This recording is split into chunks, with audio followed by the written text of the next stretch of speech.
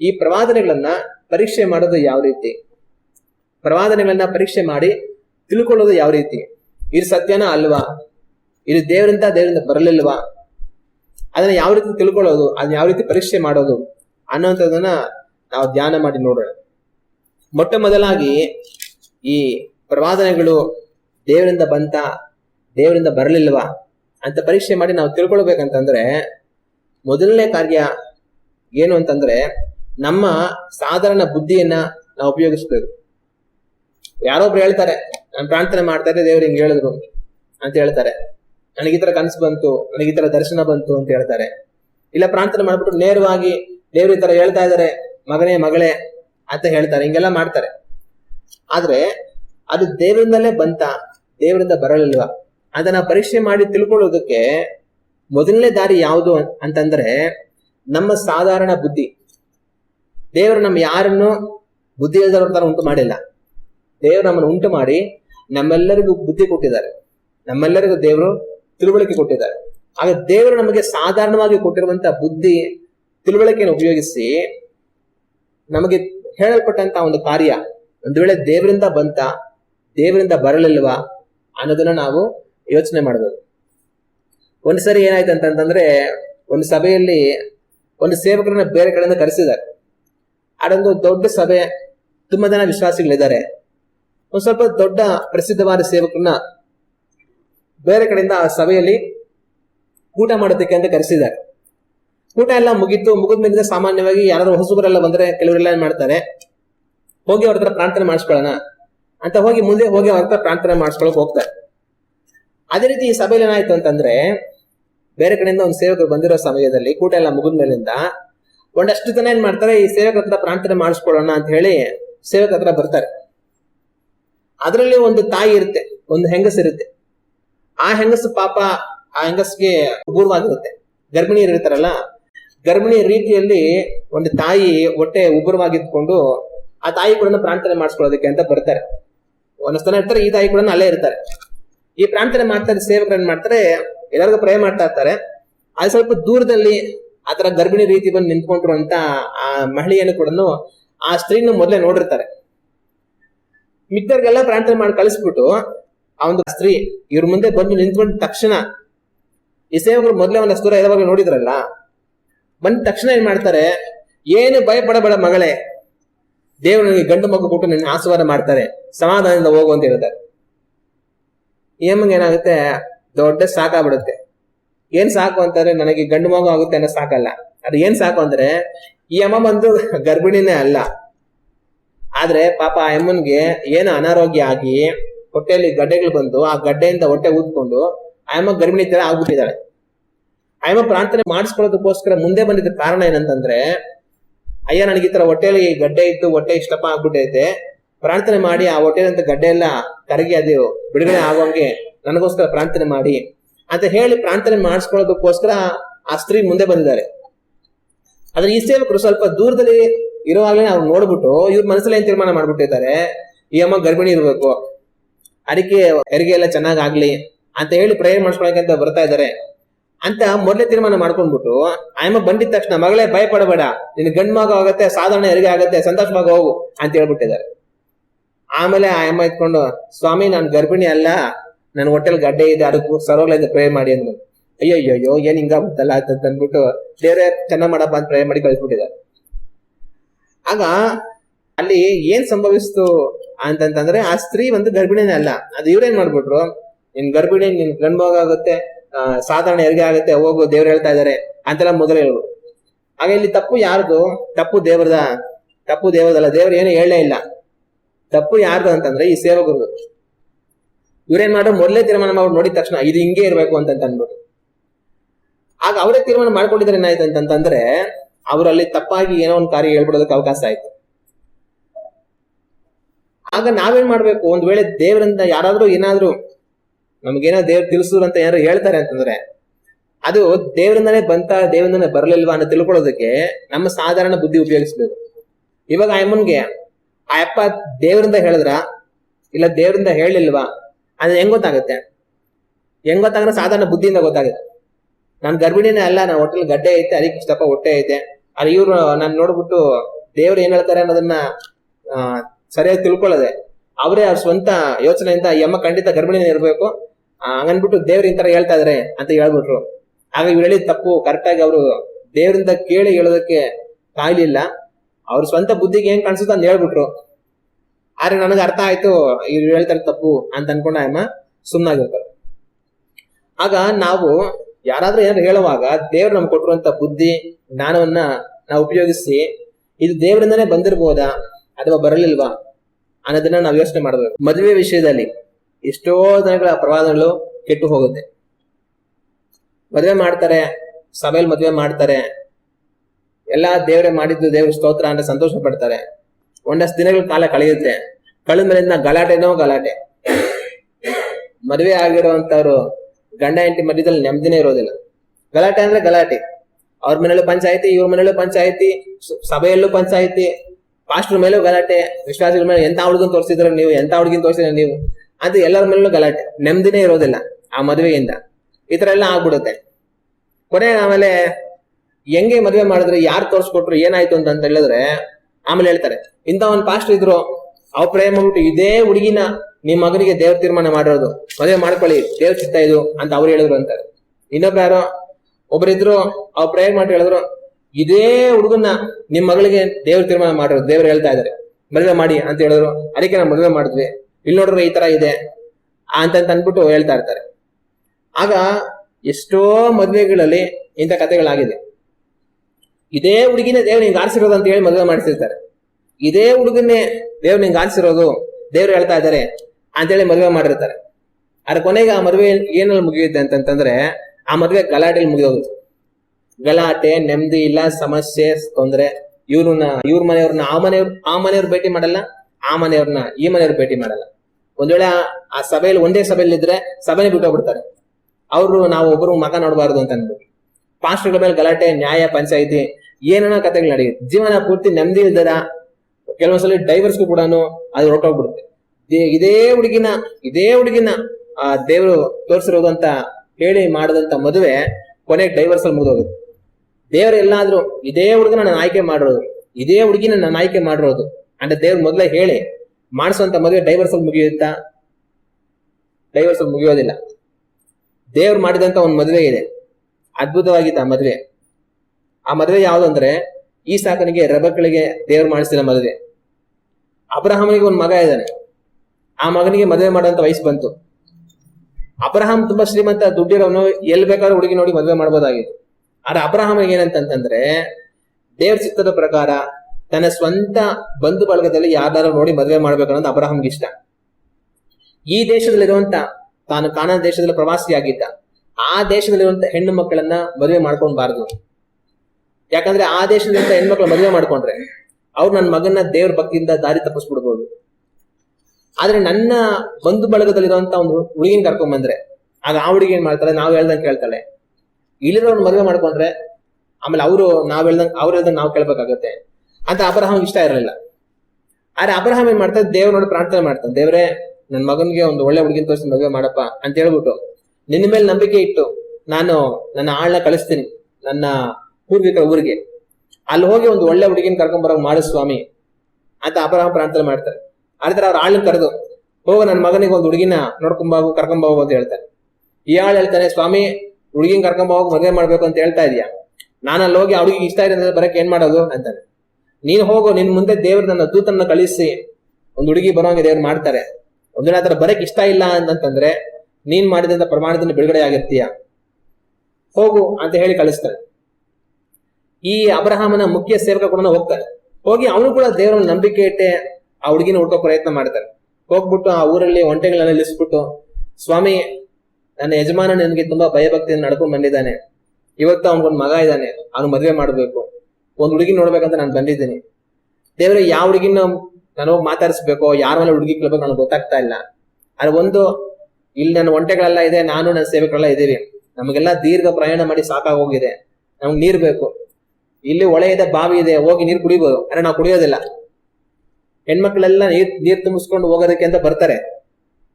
ಆತರ ಬರ್ತಾ ಇರುವಾಗ ಯಾವ ಹುಡುಗಿಗೆ ನೀರ್ ಕೊಡಮ್ಮ ಸ್ವಲ್ಪ ಅಂತ ಕೇಳಿದ್ರೆ ಕುಡಿರಿ ಅಂತ ನಮಗೂ ಕುಡಿಯೋದು ನೀರ್ ಕೊಟ್ಟು, ಒಂಟೆಗಳಿಗೆಲ್ಲ ನೀರ್ ಕೊಟ್ಟು ನಮ್ ದಾಹವನ್ನ ತೀರಿಸ್ತಾಳೋ ಆ ಹುಡುಗಿನೇ ನೀನ್ ನನ್ನ ದಣಿಯ ಮಗನಿಗೆ ಆರಿಸಿದ್ಯಾ ಅನ್ನೋದನ್ನ ತೀರ್ಮಾನ ಮಾಡ್ಕೊಳ್ತೀನಿ. ದೇವರೇ ನೀನು ತೋರಿಸ್ಕೊಡು ಸ್ವಾಮಿ ಅಂತ ಪ್ರಾರ್ಥನೆ ಮಾಡ್ಬಿಟ್ಟು ಕಾಯ್ತಾ ಇರ್ತಾನೆ. ಆಗ ಒಂದು ಹುಡುಗಿ ಬರ್ತಾಳೆ. ಆ ಹುಡುಗಿ ರೆಬೆಕ್ಕಾ. ಆ ಹುಡುಗಿ ಬಂದು ಬಾವಿಲಿ ಹೋಗಿ ನೀರ್ ಸೇರ್ಕೊಂಡ್ ಬಂದ್ಬಿಟ್ಟು, ಅಮ್ಮ ಸ್ವಲ್ಪ ನೀರ್ ಕೊಡೋದ್ರೆ, ಸರಿ ಆಯ್ತು ಕೊಡ್ತೀನಿ ತಗೊಳಯ್ಯ ಅಂತ ಅವನಿಗೆ ನೀರ್ ಕುಡಿಯೋದಕ್ಕೆ ಕೊಟ್ಟು ಅವ್ನ ಒಂಟೆಗಳಿಗೆಲ್ಲ ನೀರ್ ಕೊಡ್ತಾಳೆ. ಆಗ ತನ್ಗೆ ಅರ್ಥ ಆಗುತ್ತೆ, ಈ ಅಮ್ಮ ಇಷ್ಟೊಂದು ನೀರು ತುಂಬಿಸ್ತಾ ಇರ್ತಾಳೆ ಅಂತಂದ್ರೆ ಈ ಹುಡುಗಿನೇ ದೇವ್ರ ಆರಿಸಿರೋದು ಅಂತ ತೀರ್ಮಾನ ಮಾಡ್ಕೊಂಡು ಅವ್ರ ಮನೆಗೆ ಹೋಗಿ ಕೊನೆಗೆ ಸಂಬಂಧ ಎಲ್ಲ ಮಾಡ್ಕೊಂಡು ಈಸಾಕನಿಗೆ ಮದುವೆ ಮಾಡ್ಬೇಕಂದ್ಬಿಟ್ಟು ಕರ್ಕೊಂಡು ಹೋಗ್ತಾರೆ. ಈಸಾಕ ರೆಬೆಕ್ಕಳಿಗೆ ಮದುವೆ ಆಗುತ್ತೆ. ಮದುವೆ ಆಗಿ ಅವರು ಕುಟುಂಬವಾಗಿ ಸಂತೋಷವಾಗಿ ಅನ್ಯೋನ್ಯವಾಗಿ ಜೀವಿಸ್ತಾರೆ. ಕೊನೆಯವರೆಗೂ ಚೆನ್ನಾಗಿ ಜೀವಿಸ್ತಾರೆ. ದೇವ್ರ ವಾಕ್ಯದಲ್ಲಿ ಸತ್ಯವೇದದಲ್ಲೆಲ್ಲ ಎಷ್ಟೋ ಕುಟುಂಬಗಳಿದೆ. ಎಷ್ಟೋ ಕುಟುಂಬಗಳಲ್ಲಿ ಸಮಸ್ಯೆ. ಯಾವ್ದಾರ ಒಂದು ಒಳ್ಳೆ ಮಾದರಿಯ ಕುಟುಂಬ ಇದೆ ಅಂತಂದ್ರೆ ಅದು ಈಸಾಕ ರೆಬೆಕ್ಕಾ. ಅವರಿಬ್ಬರು ಕುಟುಂಬ ಜೀವಿತ ಒಂದು ಒಳ್ಳೆಯ ಮಾದರಿಯ ಕುಟುಂಬ ಜೀವಿತ. ಗಂಡ ಹೆಂಡತಿ ಆಗಿ ಅವರಿಬ್ರು ಸಮಾಧಾನವಾಗಿ ಅನ್ಯೋನ್ಯವಾಗಿ ಬದುಕ್ತಾರೆ. 20 ವರ್ಷ ರೆಬೆಕ್ಕಳಿಗೆ ಮಕ್ಕಳಿಲ್ಲ. ಈ ತರ ದೇವ್ರ ಮದುವೆ ಮಾಡಿದ್ಮೇಲೆ ಕೂಡ 20 ವರ್ಷ ರೆಬೆಕ್ಕಳಿಗೆ ಮಕ್ಕಳಾಗೋದಿಲ್ಲ. ಅದ್ರ ಆಮೇಲೆ ಈಸಾಕು ದೊಡ್ಡ ಗಲಾಟೆ ಮಾಡಿದೀನಿ, ಮಕ್ಕಳಾಗಿಲ್ಲ ಹಂಗಿಲ್ಲ ಅಂತ ಹೇಳಿ ಗಲಾಟೆ ಮಾಡಿ ತೊಂದರೆ ಪಡ್ತಾನೆ, ಏನೂ ಮಾಡೋದಿಲ್ಲ. ಈಸಾಕ ಏನ್ ಮಾಡ್ತಾನೆ, ದೇವ್ರ ಪ್ರಾರ್ಥನೆ ಮಾಡ್ತಾನೆ, ದೇವರೇ ನನ್ನ ಹೆಂಡತಿಗೆ ಇನ್ನೂ ಮಗಿ ಆಗಿಲ್ಲಪ್ಪ, ನೀನ್ ಯಾವಾಗಪ್ಪ ಮಗು ಕೊಡ್ತೀಯ, ಸ್ವಾಮಿ ಒಂದು ಮಗು ಕೊಡು ಅಂತ ಈಸಾಕ ದೇವ್ರು ನೋಡಿ ಪ್ರಾರ್ಥನೆ ಮಾಡ್ತಾನೆ. ಆಗ ದೇವ್ರು ಮಗು ಕೊಡುವಂತದನ್ನ ದೇವ್ರ ವಾಕ್ಯದಲ್ಲಿ ನಾವು ಕಾಣ್ತೇವೆ. ಈ ತರ ಜೀವನ ಪೂರ್ತಿ ಏನ್ ಮಾಡ್ತಾರೆ, ಅವ್ರ ಅನ್ಯೋನ್ಯವಾಗಿ ಕುಟುಂಬವಾಗಿ ಜೀವನ ಮಾಡ್ತಾರೆ. ಆಗ ದೇವರು ಮಾಡುವಂತ ಮದುವೆ ಆತರ ಅನ್ಯೋನ್ಯವಾಗಿ ಚೆನ್ನಾಗಿ ಕಡೆಯವರೆಗೂ ಅದು ಸಾಗುತ್ತೆ. ಮಧ್ಯದಲ್ಲೇ ಕಿತ್ತಾಕೊಂಡು ಅದು ಹಾಳಾಗುವಂತ ಪರಿಸ್ಥಿತಿ ಬರೋದಿಲ್ಲ. ಹಾಗಂತಂದ್ರೆ ಕುಟುಂಬಗಳ ಸಮಸ್ಯೆ ಬರಲ್ಲ ಅಂತಲ್ಲ, ದೇವರು ಮದುವೆ ಮಾಡಿದ್ರು ಕೂಡ ಸಮಸ್ಯೆಗಳು ಬಂದೇ ಬರುತ್ತೆ. ಆದ್ರೆ ಅದು ದುರಂತದಲ್ಲಿ ಮುಗಿಯೋದಿಲ್ಲ. ದೇವರು ಬರುವಂತ ಸಮಸ್ಯೆಗಳನ್ನ ಸಹಿಸಿಕೊಂಡು ಸರಿ ಮಾಡಿಕೊಂಡು ಅವ್ರ ಕುಟುಂಬವಾಗಿ ಜೀವಿಸಿ ದೇವರ ನಾಮ ಮಹಿಮೆ ಪಡೋ ರೀತಿಯಲ್ಲಿ ದೇವರವರನ್ನ ನಡೆಸ್ತಾರೆ. ಆದ್ರೆ ಈ ದಿವಸಗಳಲ್ಲಿ ಇದೇ ತರ ಹೇಳ್ತಾರೆ, ದೇವರು ಈಸಾಕನಿಗೆ ರೆಬೆಕ್ಕಳನ್ನ ಯಾವ ತರ ತೋರಿಸಿ ಕರ್ಕೊಂಬಂದ್ ಮದುವೆ ಮಾಡಿಸಿದ್ರು, ಅದೇ ತರನ ಇದೇ ಹುಡುಗಿನೇ ದೇವ್ರು ನಿಮ್ಗೆ ತೀರ್ಮಾನ ಮಾಡಿರೋದು, ಇದೇ ಹುಡುಗನೇ ದೇವ್ರು ನಿಮ್ಗೆ ತೀರ್ಮಾನ ಮಾಡಿರೋದು, ದೇವ್ರು ನನಗೆ ಹೇಳಿದ್ರು ಹಂಗೆ ಹಿಂಗೆಲ್ಲ ಹೇಳ್ತಾರೆ. ಕೊನೆಗೆ ಮದುವೆನೆಲ್ಲ ಏರ್ಪಾಡು ಮಾಡ್ತಾರೆ, ಎಂಗೇಜ್ಮೆಂಟ್ ಎಲ್ಲ ಮಾಡ್ಬಿಡ್ತಾರೆ. ಮದುವೆ ಹತ್ರಕ್ಕೆ ಬಂದ್ಬಿಟ್ಟು ಎಷ್ಟೋ ಮದುವೆಗಳು ಮದುವೆ ಆಗೋಕ್ ಮುಂಚೆ ಕ್ಯಾನ್ಸಲ್ ಆಗ್ಬಿಡುತ್ತೆ, ಎಷ್ಟೋ ಮದುವೆಗಳು ಎಂಗೇಜ್ಮೆಂಟ್ ಆಗಿ ಕ್ಯಾನ್ಸಲ್ ಆಗ್ಬಿಡುತ್ತೆ, ಎಷ್ಟೋ ಮದುವೆಗಳು ಮದುವೆ ಆಗಿ ಡೈವರ್ಸ್ ಎಲ್ಲ ಆಗ್ಬಿಡುತ್ತೆ. ಯಾಕೆ ದೇವ್ರ ಮದುವೆ ಮಾಡಿಸಿ ಇಂಥ ದುರಂತದಲ್ಲಿ ಅದ್ ಯಾಕೆ ಮುಗಿಬೇಕು? ಕಾರಣ ಏನಂತಂದ್ರೆ ಅದು ಯಾರೋ ಮೊದ್ಲು ಹೇಳಿರ್ತಾರಲ್ಲ, ಇದೇ ಹುಡುಗಿನೇ ದೇವ್ರ ತೀರ್ಮಾನ ಮಾಡಿರೋದು, ಇದೇ ಹುಡುಗನೇ ದೇವ್ರ ತೀರ್ಮಾನ ಮಾಡಿರೋದು ಅಂತ. ಮೂಲ ತೊಂದರೆ ಅಲ್ಲಿರುತ್ತೆ. ಅದು ಬಹುಶಃ ದೇವರಿಂದಲೇ ಬಂದಿದ್ದಿದ್ರೆ ಅದನ್ನ ಇವ್ರು ನಂಬ್ಕೊಂಡು ಹಂಗೆ ಮದುವೆ ಮಾಡಿದ್ರೆ ಖಂಡಿತವಾಗ್ಲೂ ಚೆನ್ನಾಗಿರ್ತಾ ಇತ್ತು. ಆದ್ರೆ ಅದು ದೇವರಿಂದ ಬಂದದ್ದಾಗಿರೋದಿಲ್ಲ. ಅದರಿಂದ ಏನಾಗುತ್ತೆ, ಆ ಮಾತನ್ನ ಕೇಳಿ ಅದರಂತೆ ನಡೆಯುವಂತ ಮದುವೆ ಭವಿಷ್ಯದಲ್ಲಿ ದುರಂತದಲ್ಲಿ ಮುಗಿದೋದು. ಮುಖ್ಯವಾಗಿ ಸೈತಾನ್ ಯೌವನಸ್ಥ ಮಕ್ಕಳ ಜೀವಿತವನ್ನ ಹಾಳು ಮಾಡುವಂತ ಪ್ರಮುಖವಾದ ದಾರಿ ಯಾವುದು ಅಂತಂದ್ರೆ ತಪ್ಪಾದ ಮದುವೆಯಲ್ಲಿ ಅವ್ರ ಜೀವಿತನ ಹಾಳು ಮಾಡ್ಬಿಡ್ತಾರೆ. ಯವನಸ್ಥ ವಿಶ್ವಾಸಿಗಳನ್ನ, ಗಂಡು ಮಕ್ಕಳು ಹೆಣ್ಣು ಮಕ್ಕಳನ್ನ ಅವನು ದೇವರ ಚಿತ್ತದಿಂದ ಬೀಳಿಸಿ ಅವ್ರನ್ನ ಹಾಳು ಮಾಡೋದಕ್ಕೆ ಅವ್ರು ಉಪಯೋಗಿಸುವಂತ ಪ್ರಬಲವಾದ ಅಸ್ತ್ರ ಯಾವುದು ಅಂತಂದ್ರೆ ತಪ್ಪಾದ ವಿವಾಹ, ದೇವರ ಚಿತ್ತವಲ್ಲದಿರುವಂತ ವಿವಾಹ. ಅಂತ ವಿವಾಹದಲ್ಲಿ ಅವ್ರು ಸಿಲುಕಿಸಿ ಅವ್ರ ಬದುಕನ್ನ ಹಾಳು ಮಾಡ್ಬಿಡ್ತಾರೆ. ಒಂದು ವ್ಯಕ್ತಿಯ ಜೀವಿತದಲ್ಲಿ ಮದುವೆ ಅನ್ನೋದು ತುಂಬಾ ಮುಖ್ಯವಾದ ಪಾತ್ರವನ್ನು ವಹಿಸುತ್ತೆ. ಹುಟ್ಟಿದಾಗಿಂದ ಮದುವೆ ಆಗೋವರೆಗೂ ಒಂದು ಜೀವಿತ, ಮದುವೆಯಿಂದ ಸಾಯೋವರೆಗೂ ಒಂದು ಜೀವಿತ. ಇದು ಎರಡು ಜೀವಿತದ ಎರಡು ಭಾಗ. ಎಷ್ಟೋ ವಿಶ್ವಾಸದ ಜೀವಿತ ಇವತ್ತೇನಾಗಿದೆ ಅಂತಂದ್ರೆ ಮದುವೆ ನಂತರ ಅವ್ರ ಜೀವಿತ ಹಾಳಾಗೋಗಿದೆ. ನನಗೊಂದ್ಸಲ ಒಬ್ರು ಒಂದು ಮಾತು ಹೇಳಿದ್ರು. ಏನ್ ಹೇಳಿದ್ರು ಅಂತಂದ್ರೆ, ದೇವ್ರ ಸೇವೆ ಮಾಡ್ಬೇಕು ಅಂತೆಲ್ಲ ನಂಗೆ ತುಂಬಾ ಇಷ್ಟ ಇದೆಯಲ್ಲಪ್ಪ ಅಂತಂದ್ರೆ, ಹೌದು ಅಂತೆಲ್ಲ ಹೇಳಿದ್ರು. ಅವ್ರೇನ್ ಹೇಳಿದ್ರು ಅಂತಂದ್ರೆ, ನೀನ್ ಏನ್ ಮಾಡ್ಬೇಕು ಅನ್ಕೊಂತೀಯ ಮದುವೆ ಮುಂಚೆ ಮಾಡ್ಬಿಡು, ಮದುವೆ ಆದ್ಮೇಲೆ ನೀನ್ ಏನು ಮಾಡಕ್ಕಾಗಲ್ಲ ಅಂತಂದ್ರು. ನಾನು ಏನ್ ಹಿಂಗೆ ಹೇಳ್ತಾ ಇರೋರು, ಮದುವೆ ಆದ್ಮೇಲೆ ಏನು ಮಾಡಕ್ಕಾಗಲ್ಲ ಅಂತ ಹೇಳ್ತಾರೆ, ಮದುವೆ ಮುಂಚೆನೆ ಮಾಡ್ಬಿಡು ಅಂತ ಅವ್ರಲ್ಲ ಅಂತಂದ್ರೆ. ಯಾಕೆ ಬ್ರದರ್ ಹಿಂಗೆ ಹೇಳ್ತಾ ಇರ ಅಂತಂದೆ. ಅವ್ರು ಹೇಳಿದ್ರೆ ಹಂಗೇನಪ್ಪ, ಜೀವನನೇ ಅಷ್ಟು, ಏನಾರ ಮಾಡ್ತೀಯಾರ ಮದುವೆ ಮುಂಚೆ ಮಾಡು, ಮದುವೆ ಮಾಡಿದ್ಮೇಲೆ ಏನಾರು ಮಾಡ್ಬೇಕಂದ್ರೆ ಏನು ಮಾಡಕ್ಕಾಗಲ್ಲ, ಅದು ಸೇವೆನಾಗಿದ್ರೆ ಸರಿ ಏನಾಗಿದ್ರೆ ಸರಿ ಅಂತೆಲ್ಲ ಹೇಳ್ತಾರೆ. ಪಾಪ ಅವ್ರಿಗೆ ಏನ್ ಅನುಭವ ಆಗುತ್ತೆ ಜೀವನದಲ್ಲಿ ಅದು ಅವ್ರಿಗೆ ಗೊತ್ತು. ಆತರ ಅವ್ರು ಹೇಳ್ತಾರೆ. ಅಂದ್ರೆ ಅಷ್ಟು ಮುಖ್ಯವಾದ ಪಾತ್ರವನ್ನ ಮದುವೆ ಅನ್ನೋದು ಆ ಒಂದು ವ್ಯಕ್ತಿಯ ಜೀವಿತದಲ್ಲಿ ಮಾಡುತ್ತೆ. ಒಳ್ಳೆ ಮದುವೆ ಅವನ ಜೀವಿತವನ್ನ ಸ್ವರ್ಗ ಮಾಡುತ್ತೆ, ಕೆಟ್ಟ ಮದುವೆ ಅವನ ಜೀವಿತವನ್ನ ನರಕ ಮಾಡುತ್ತೆ. ಕೆಟ್ಟ ಮದುವೆ ಆಗ್ಬಿಟ್ರೆ ವ್ಯಕ್ತಿಯಲ್ಲಿ ಅವನ ಕುಟುಂಬ ಜೀವಿತ ಯಾಕಾದ್ರೂ ನಾನು ಈ ವ್ಯಕ್ತಿ ಮದುವೆ ಆದ್ನೋ ಅನ್ನೋ ಪರಿಸ್ಥಿತಿ ಬಂದ್ಬಿಟ್ರೆ ಅವನ ಬದುಕಿನ ಹಾಳೆ. ಅದರಿಂದ ಸರಿಯಾದ ದೇವ್ರ ಚಿತ್ತಾನುಸಾರವಾದ ಮದುವೆ ತುಂಬಾ ಮುಖ್ಯ. ಆದ್ರೆ ಎಷ್ಟೋ ಜನ ನಮ್ಮ ಯವನಸ್ಥರು ಏನ್ ಮಾಡ್ತಾರೆ ಅಂತಂದ್ರೆ ದೇವ್ರ ಚಿತ್ತಕ್ಕಾಗಿ ಕಾದಿರೋದಿಲ್ಲ, ದೊಡ್ಡವರು ಬುದ್ಧಿ ಹೇಳಿದ್ರೆ ಕೇಳೋದಿಲ್ಲ. ಅವ್ರೇನ್ ಮಾಡ್ತಾರೆ, ನನ್ಗೆ ಇವ್ರನ್ನೇ ಮದುವೆ ಆಗ್ಬೇಕು, ಅವ್ರನ್ನೇ ಮದುವೆ ಆಗ್ಬೇಕು, ಎಲ್ಲಾ ಅರ್ಥ ಮಾಡ್ಕೊಂಡ್ಬಿಟ್ಟಿದೀನಿ, ಎಲ್ಲಾ ತಿಳ್ಕೊಂಡ್ಬಿಟ್ಟಿದೀನಿ, ನಾವ್ ಹೆಂಗ್ ಬದುಕ್ತೀವಿ ಹಂಗೆ ಹಿಂಗೆ ಅಂತೆಲ್ಲ ಹೇಳ್ಬಿಟ್ಟು ಎಷ್ಟೋ ಆಟ ಆಡ್ದು ಹೋಗಿ ಬದುಕ್ತಾರೆ. ಆಮೇಲೆ 2 ದಿವಸಕ್ಕೆ ಗೊತ್ತಾಗುತ್ತೆ ಅವ್ರ ಕಥೆ ಏನು ಅಂತ ಅಂದ್ಬಿಟ್ಟು ಅವ್ರ ಮದುವೆ ಅಧ್ವಾನವಾಗಿ ಮುಗಿದು ಹೋಗುತ್ತೆ. ಮತ್ತೆ ಇದೇ ರೀತಿ ಕೆಲವು ಸೇವಕರು ಕೆಲಸ ಮಾಡ್ತಾರೆ. ನಿಮ್ ಹುಡುಗನ್ಗೆ ಅದೇ ಹುಡುಗಿನೇ ದೇವ್ರ ತೀರ್ಮಾನ ಮಾಡಿರೋದು ಮದುವೆ ಮಾಡಿ, ದೇವ್ರು ಹೇಳ್ತಾ ಇದಾರೆ. ಇದೇ ಹುಡುಗನ್ನ ನಿಮ್ ಹುಡುಗಿಗೆ ತೀರ್ಮಾನ ಮಾಡೋರು, ದೇವ್ರು ಹೇಳ್ತಾ ಇದ್ದಾರೆ ಮದುವೆ ಮಾಡಿ ಅಂತೆಲ್ಲ ಮಾಡಿಸ್ತಾರೆ. ಕೊನೆಗೆ ಏನಾಗುತ್ತೆ ಅಂತಂದ್ರೆ ಅದು ಕೆಟ್ಟು ಹೋಗಿ ಅದು ಬಿದ್ದು ಹೋಗುತ್ತೆ. ಅದರಿಂದ ಯವನಸ್ಥರು ಮುಖ್ಯವಾಗಿ ಮತ್ತೆ ಯವನಸ್ಥರನ್ನ ಪಡೆದಿರುವಂತ ತಂದೆ ತಾಯಿಗಳು ಮುಖ್ಯವಾಗಿ ಯಾರ ಸೇವಕರು ಬಂದು ಆ ಹುಡುಗಿನೇ ನಿಮ್ ಹುಡುಗನ್ ತೀರ್ಮಾನ ಮಾಡಿರೋದು, ಈ ಹುಡುಗನ್ನೇ ನಿಮ್ ಹುಡುಗಿ ತೀರ್ಮಾನ ಮಾಡಿರೋದು ಅಂತೆಲ್ಲ ಹೇಳ್ತಾರೆ ಅಂತಂದ್ರೆ ದಯವಿಟ್ಟು ಅವರಿಂದ ಹೋಗ್ಬೇಡಿ. ಪ್ರಾರ್ಥನೆ ಮಾಡಿ ದೇವ್ರ ನೋಡಿ, ದೇವರೇ ನಿಮ್ ಚಿತ್ತ ಎಲ್ಲಿದೆಯೋ ಒಂದ್ ಒಳ್ಳೆ ಹುಡುಗನ್ ತೋರ್ಸಪ್ಪ, ಒಂದ್ ಒಳ್ಳೆ ಹುಡುಗಿನ ತೋರ್ಸಪ್ಪ ಅಂತ ದೇವ್ರ ಹತ್ರ ತಂದೆ ತಾಯಿಗಳು ಕಾದಿರ್ಬೇಕು. ಮತ್ತೆ ಯವನಸ್ಥ ಗಂಡು ಮಕ್ಕಳು ಹೆಣ್ಣು ಮಕ್ಕಳು ಅಷ್ಟೇ ದೇವ್ರ ಹತ್ರ ಕಾದಿರ್ಬೇಕು. ಪ್ರಾರ್ಥನೆ ಇದೆ, ದೇವರೇ ನಿನ್ ಚಿತ್ತ ನಾನ್ ಮದ್ವೆ ಆಗ್ಬೇಕಂತಿದ್ರೆ ಯಾವಾಗ ಮದ್ವೆ ಆಗ್ಬೇಕು, ಯಾರು ಮದ್ವೆ ಆಗ್ಬೇಕು, ಸ್ವಾಮಿ ಎಲ್ಲ ನೀನ್ ನೋಡ್ಕೊಳಪ್ಪ ಅಂತ ದೇವ್ರ ಹಸ್ತಕ್ಕೆ ಒಪ್ಪಿಸ್ಕೊಟ್ಟು ತಾಳ್ಮೆಯಿಂದ ಇರಬೇಕು. ದೇವ್ರೇನ್ ಮಾಡ್ತಾರೆ, ಆ ಸಮಯ ಬರುವಾಗ ಸರಿಯಾಗಿ ಆ ಕಾರ್ಯವನ್ನ ದೇವ್ರು ನೆರವೇರಿಸ್ಕೊಡ್ತಾರೆ. ಆದ್ರೆ ನಾನು ಹುಡುಕ್ತೀನಿ ಅಂತ ಓಡಿದ್ರೆ, ನಿನಗೆ ಅವರೇ ಇಷ್ಟ ಇವರೇ ಇಷ್ಟ ಅಂತ ಹೋದ್ರೆ ಬದುಕು ಹಾಳಾಗಿ ಹೋಗೋದಕ್ಕೆ ಅವಕಾಶ ಇರುತ್ತೆ. ಇಲ್ಲ ಆ ಸೇವಕರು ಹೇಳಿದ್ರು ಈ ಸೇವಕರು ಹೇಳಿದ್ರು ಅದೇ ಹುಡುಗ ಅಂತೆ ಇದೇ ಹುಡುಗಿ ಅಂತೆ ಅಂತೆಲ್ಲ ಹೋದ್ರೆ ಅದು ಕೆಲವೊಂದ್ಸಲಿ ತಪ್ಪಾಗಿ ಮುಗಿದು ಬಿಡೋಕೆ ಅವಕಾಶ ಇರುತ್ತೆ. ಆದ್ರಿಂದ ಆ ಒಂದು ಕಾರ್ಯದಲ್ಲಿ ಬಹಳ ಎಚ್ಚರಿಕೆ ಆಗಿರ್ಬೇಕಾಗಿರೋಂಥದ್ದು ತುಂಬಾ ಮುಖ್ಯ. ಆದ್ರೆ ಸೈತಾನ್ ಏನ್ ಮಾಡ್ತಾನೆ, ಮುಖ್ಯವಾಗಿ ಯವನಸ್ಥರ ವಿಷಯದಲ್ಲಿ, ಅವರ ಮದುವೆ ವಿಷಯದಲ್ಲಿ ಅವ್ರ ಜೀವಿತ ಕೆಟ್ಟು ಹೋಗ್ಬೇಕಂತ ಹೇಳಿ ಎಷ್ಟೋ ತಪ್ಪಾದ ಪ್ರಕರಣಗಳನ್ನ ಕೊಟ್ಟು ಅದೇ ಹುಡುಗಿ ಇದೇ ಹುಡುಗ ಅಂತ ಹೇಳೋಂಥವ್ರನ್ನ ಎದುರಿಸಿ ಅವ್ರ ಆ ಹುಡುಗ ಈ ಹುಡುಗ ದೇವ್ರ ಚಿತ್ತಾಂತೆಲ್ಲ ತೋರಿಸಿ ಇವರು ಅವ್ರಿಗೆ ಇಷ್ಟ ಆಗಿ ಕೊನೆಗೆ ಅದು ಮದುವೆ ಎಲ್ಲ ಆಗಿ ಅದು ಹಾಳಾಗಿ ಹೋಗುವಂತದನ್ನ ಬಹಳಷ್ಟು ಸಾಕ್ಷಿಗಳನ್ನ ನಾವು ಕಾಣಬಹುದು. ಆದ್ರಿಂದ ಆ ಒಂದು ಕಾರ್ಯದಲ್ಲಿ ಬಹಳ ಎಚ್ಚರಿಕೆ ಆಗಿರ್ಬೇಕಾಗಿರೋಂಥದ್ದು ತುಂಬಾ ಮುಖ್ಯ. ಒಂದ್ಸಲ ಒಂದ್ ಸೇವಕರ ಹತ್ರ ಒಬ್ರು ಬಂದ್ರಂತೆ, ಒಂದು ಯವನಸ್ಥ ಹುಡುಗ ಬಂದಿದ್ದಾನೆ. ಬಂದ್ಬಿಟ್ಟು ಅಯ್ಯ ಅಂದ್ರೆ ಏನಪ್ಪ ವಿಷಯ ಅಂತಂದ್ರೆ, ನನ್ಗೊಂದ್ ಸೇವಕರು ಪ್ರಾರ್ಥನೆ ಮಾಡ್ತಾ ಇದ್ರು, ಒಂದ್ ಸೇವಕರು ಪ್ರಾರ್ಥನೆ ಮಾಡ್ಬಿಟ್ಟು ಇಂಥ ಹುಡುಗಿ ಅಂತ ಹೇಳ್ಬಿಟ್ಟು, ಆ ಹುಡುಗಿ ನನಗೂ ಗೊತ್ತು, ಇಂಥ ಹುಡುಗಿ ಅಂತ ಹೇಳ್ಬಿಟ್ಟು ಆ ಹುಡುಗಿನೇ ನಾನು ನಿನಗೆ ಹೆಂಡತಿಯಾಗಿ ತೀರ್ಮಾನ ಮಾಡಿರೋದು, ಮುಂದಕ್ಕೆ ಅವಳ ಜೊತೆನೆ ನಾನು ನಿನ್ಗೆ ಮದುವೆ ಮಾಡ್ತೀನಿ ಅಂತ ದೇವ್ರು ಹೇಳ್ತಾ ಇದ್ದಾರೆ ಅಂತ ನನ್ಗೆ ಹೇಳಿದ್ರಯ್ಯ ಅಂತ ಈ ಸೇವಕರ ಹತ್ರ ಬಂದು ಹೇಳಿದ್ರ. ಅವಾಗ ಆ ಸೇವಕರು ಹೇಳಿದ್ರಂತೆ, ನೀನು ಯಾವುದೇ ಕಾರಣಕ್ಕೂ ಅದನ್ನ ನಂಬ್ಕೊಂಡು ಹೋಗ್ಬೇಡ, ಇದು ದೇವ್ರ ಚಿತ್ತ ಅಲ್ಲ, ನೀನ್ ಅದನ್ನ ಕೇಳ್ಬೇಡ ಅಂತ ಹೇಳಿದ್ರು. ಯಾಕೆ ಹಿಂಗ್ ಹೇಳ್ತಾ ಇದ್ದೀರಾ ಅಂತ ಅವ್ನು ಕೇಳಿದಂತೆ. ಆಗ ಅವ್ರು ಹೇಳದಂತೆ, ನಿನ್ಗೇನ ಇವಾಗ 20 ವರ್ಷ, ನಿನಗೆ ಮದುವೆ ಮಾಡ್ಬೇಕಾದ್ರೆ 25, 26, 27 ವರ್ಷ ಆಗ್ಬೇಕು, ಇನ್ನ 5-6 ವರ್ಷ ನಿನಗೆ ಮದುವೆ ಆಗೋದ್ರ ಟೈಮ್ ಇದೆ. ಆಗ ಈಗಲೇ ನಿನಗೆ ಹೆಂಡತಿ ಯಾರು ಅಂತ ದೇವ್ರು ಹೇಳ್ಬಿಡ್ತಾರೆ ಅಂತಂದ್ರೆ ನಿನ್ ಮುಂದಿನ 5-6 ವರ್ಷ ಮದುವೆ ಆಗೋರ್ಗೆ ಏನ್ ಮಾಡ್ತೀಯಾ? ಆ ಹುಡುಗಿ ನನ್ನ ಪಲ್ಯ ಬದುಕ್ತಾ ಇರ್ತೀಯ, ಇವಳೇ ನಾನು ಮದುವೆ ಆಗೋದು, ಇವಳೇ ನಾನು ಮದುವೆ ಆಗೋದು ಅಂತ ಅನ್ಕೊಂಡು. ಆದ್ರೆ ನಿನಗೆ ಹೆಂಡತಿ ಯಾರು ಅನ್ನೋದು ಯಾವಾಗ ಗೊತ್ತಾಗ್ಬೇಕು? ನಿನಗೆ ಮದುವೆ ಸಮಯ ಬಂದು ಇನ್ ಹುಡುಗಿ ನೋಡ್ಬೇಕು, ಹಿಂಗ್ ಮದುವೆ ಮಾಡ್ಬೇಕು ಅನ್ನೋ ಸಮಯ ಬರುವಾಗ ನಿನಗೆ ದೇವ್ರು ಯಾರನ್ನ ಆರಿಸಿದ್ದಾರೆ ಅನ್ನೋದನ್ನ ತಿಳ್ಕೊಳ್ಳುವಂಥದ್ದು ಮುಖ್ಯ ಆಗುತ್ತೆ.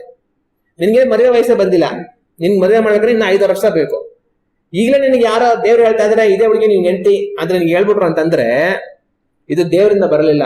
ದೇವ್ರು ಯಾವತ್ತೂ ಏನ್ ಮಾಡ್ತಾರೆ, ಯಾವುದು ಯಾವಾಗ ಬೇಕೋ ಆಗಲೇನೆ ದೇವ್ರು ಅದನ್ನ ಪ್ರಕಟಿಸೋದು. ಮೊದಲೇ ಯಾರು ಪ್ರಕಟಿಸ್ತಾರೆ ಅಂತಂದ್ರೆ ಅದು ದೇವ್ರು ಪ್ರಕಟಿಸಿಲ್ಲ, ಬೇರೆ ಯಾರು ಪ್ರಕಟಿಸ್ತಾರೆ ಅಂತ ಅರ್ಥ. ಈಗ ನೀವೇನ್ ಮಾಡ್ತೀಯ, ಅದನ್ನ ನಂಬ್ಕೊಂಡು ಒಂದ್ ವೇಳೆ ಅದು ದೇವರಿಂದಾನೇ ಬಂತು ಅಂತ ನೀನ್ ನಂಬ್ಕೊಂಡು ಹೋದ್ರೆ ಏನ್ ಮಾಡ್ತೀಯ?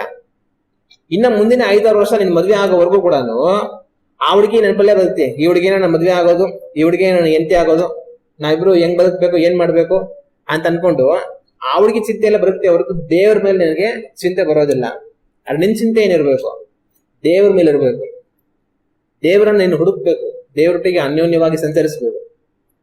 ನಿನಗೆ ಮದುವೆ ಮಾಡಂತ ಕಾಲ ಬರುವಾಗ ಆಗ ದೇವ್ರು ತೋರಿಸ್ತಾರೆ, ಮದುವೆ ಮಾಡ್ತಾರೆ.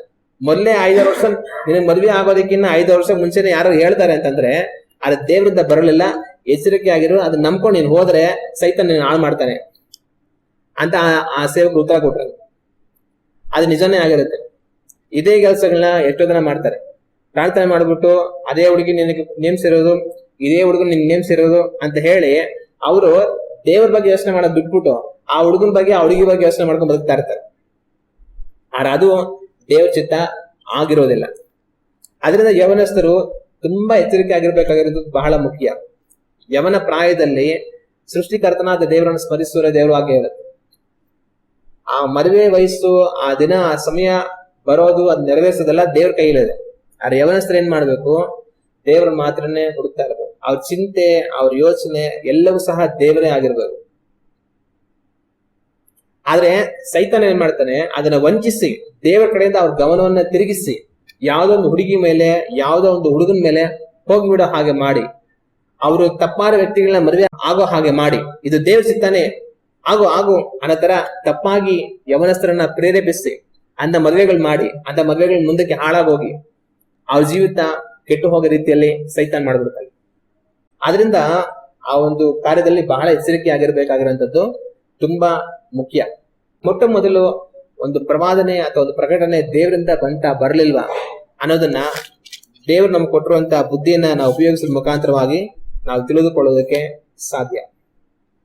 ಮತ್ತೆ ಇನ್ನು ಮುಂದುವರಿಸಿ ನಾವು ಪ್ರಕಟಣೆ ಆಗುವಂತಹ ಕಾರ್ಯ ದೇವರಿಂದನೇ ಪ್ರಕಟಣೆ ಆಯ್ತಾ ಅಥವಾ ಆಗ್ಲಿಲ್ವಾ ಅದನ್ನ ಯಾವ ತರ ತಿಳ್ಕೊಳ್ಬಹುದು ಅಂತಂದ್ರೆ, ಒಂದ್ ವೇಳೆ ನಮ್ಮ ಸ್ವಂತ ಬುದ್ಧಿಗೆ ಅದು ಗೊತ್ತಾಗ್ಲಿಲ್ಲ, ನಮ್ಮ ಸ್ವಂತ ಬುದ್ಧಿಗೆ ನಮಗ್ ಗೊತ್ತಾಗ್ಲಿಲ್ಲ ಅಂತಂದ್ರೆ ಅವಾಗ ಯಾವ ರೀತಿ ತಿಳ್ಕೊಬಹುದು ಅಂತಂದ್ರೆ, ನಾವು ದೇವ್ರ ನೋಡಿ ಪ್ರಾರ್ಥನೆ ಮಾಡ್ತಾ ತಾಳ್ಮೆಯಿಂದ ಇರ್ಬೇಕು. ಏನೋ ಒಬ್ರು ಏನೋ ಹೇಳ್ತಾರೆ, ದೇವ್ರನ್ನ ಹೇಳ್ತಾ ಇದಾರೆ ಅಂತ ಅನ್ಬಿಟ್ಟು ನಾವು ಯೋಚನೆ ಮಾಡ್ತೀವಿ, ಇದು ದೇವರಿಂದ ಬರ್ಲಿಲ್ವಾ, ಗೊತ್ತಾಗ್ಲಿಲ್ಲ ಅಕಸ್ಮಾತ್ ನಮಗೆ, ಅವಾಗ ಏನ್ ಮಾಡ್ಬೇಕು ಅಂತಂದ್ರೆ, ಏನು ಮಾಡ್ಬಾರ್ದು, ಸುಮ್ನೆ ಇರ್ಬೇಕು. ಸುಮ್ನೆ ಇದ್ದು ದೇವ್ರ ಹತ್ರ ನೋಡಿ ಪ್ರಾರ್ಥನೆ ಮಾಡ್ಬೇಕು. ದೇವ್ರೇ ಇಂಥ ಒಂದು ಕಾರ್ಯ ದೇವರನ್ನು ಪ್ರಕಟಿಸುವರು ಅಂತ ಹೇಳ್ತಾ ಇದಾರೆ, ದೇವರೇ ನಿನ್ ಚಿತ್ತ ಇದ್ರಲ್ಲಿ ಏನಿದೆ ನಂಗೆ ತೋರಿಸ್ಕೊಡು. ನಾವ್ ಮಾಡ್ಬೇಕು? ನಮ್ಮನ್ನ ಅದ್ರ ನಡೆಸುವಂತ ತಾಳ್ಮೆಯಿಂದ ದೇವರನ್ನ ನೋಡಿ ನಾವು ಪ್ರಾರ್ಥನೆ ಮಾಡ್ತಾ ಕಾಯ್ತಾ ಇರ್ಬೇಕು. ಆತರ ಬಿದ್ದು ಅವ್ರು ಹೇಳಿದ್ರು ಇವ್ರು ಹೇಳಿದ್ರು ಹಂಗ್ ಮಾಡ್ಬೇಕು ಹಿಂಗ್ ಮಾಡ್ಬೇಕಂತ ಏನೋ ಮಾಡಕ್ಕೆ ಹೋಗ್ಬಾರ್ದು. ಒಂದು ವೇಳೆ ಅದು ದೇವರಿಂದಾನೇ ಆಗಿದ್ರೆ, ನಾವು ಪ್ರಾರ್ಥನೆ ಮಾಡಿ ಅದಕ್ಕೋಸ್ಕರ ನಾವು ಕಾಯ್ತಾ ಇರುವಾಗ ದೈವಿಕವಾದ ಸಮಾಧಾನ ನಮ್ಮಲ್ಲಿ ಬರುತ್ತೆ. ಕೆಲವೊಂದ್ಸಲಿ ಕೆಲವರು ಏನೋ ಪ್ರಕಟಣೆ ಹೇಳ್ತಾರೆ, ಏನೋ ದೇವ್ರು ಹೇಳಿದ್ರು ಅಂತ ಹೇಳ್ತಾರೆ, ಏನೋ ಕನಸಿನ ದರ್ಶನ ಹೇಳ್ತಾರೆ, ಅದು ಕೇಳಿದ ತಕ್ಷಣ ಇರೋ ನೆಮ್ಮದಿನ ಹೋಗ್ಬಿಡುತ್ತೆ, ಕಳವಳ ಬಂದ್ಬಿಡುತ್ತೆ, ಭಯ ಬಂದ್ಬಿಡುತ್ತೆ, ಇಲ್ಲದ ಚಿಂತೆಗಳೆಲ್ಲ ಬಂದ್ಬಿಡುತ್ತೆ. ಆದ್ರೆ ಒಂದು ವೇಳೆ ದೇವರಿಂದ ಏನಾದ್ರು ಪ್ರಕಟಣೆ ಬರುತ್ತೆ ಅಂತಂದ್ರೆ ಮೊದಲು ನಮ್ಮಲ್ಲಿ ಸಮಾಧಾನ ಬರುತ್ತೆ, ನೆಮ್ಮದಿ ಬರುತ್ತೆ. ಆಗ ಅದು ದೇವರಿಂದ ಪ್ರಕಟಣೆ ಆಯಿತು ಅನ್ನೋದನ್ನ ನಾವು ತಿಳ್ಕೊಳ್ಬಹುದು. ಒಂದು ವೇಳೆ ದೇವರಿಂದ ಬರದೇ ಇರುವಾಗ ಏನಾಗುತ್ತೆ, ಇರೋ ಸಮಾಧಾನ ಹೊರಟೋಗಿ ನೆಮ್ಮದಿ ಇಲ್ದಂಗೆ ಆಗ್ಬಿಡುತ್ತೆ. ಮತ್ತೆ ಇನ್ನೊಂದು, ಒಂದು ವೇಳೆ ದೇವರೇ ಏನಾದ್ರು ನಮಗೆ ಪ್ರಕಟಿಸಿದ್ದಾರೆ ಅಂತಂದ್ರೆ ಒಂದು ಸಾರಿ ಅಲ್ಲದೆ 2-3 ಸಾರಿ, ಎಷ್ಟು ಸಾರಿ ಬೇಕಾದ್ರೂ ದೇವರು ಪ್ರಕಟಿಸ್ತಾರೆ.